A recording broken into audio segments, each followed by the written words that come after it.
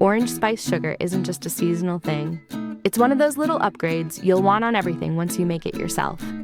This quick homemade version is inspired by a popular store-bought favorite, but way fresher. And it comes together in no time with just 6 simple pantry staples. Get all the ingredients and directions from the description. I'm going to start with half a cup of brown sugar, which gives this blend a warm, rich base. Next, add 2 teaspoons of dried orange peel powder for that bright citrus aroma. Then, to layer in warmth, add 1 teaspoon of ground cinnamon.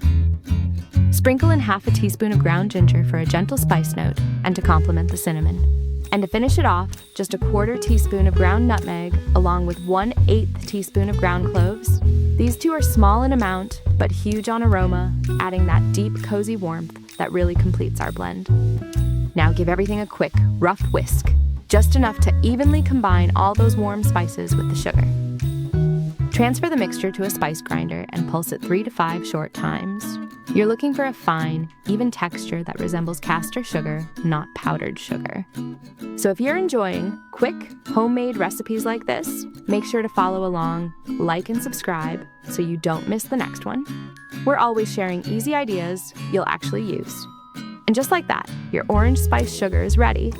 This recipe makes a little more than half a cup, perfect for sprinkling over toast, pancakes, cookies, oatmeal, or even stirring into tea or coffee. And once you try it homemade, the store version won't compare.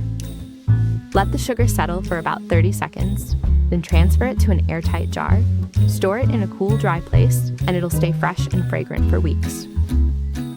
Give this one a try at home and have some fun with it. If you do, drop a comment and tell us how you used your orange spice sugar, and we'll be back very soon with another easy, flavor-packed recipe for you.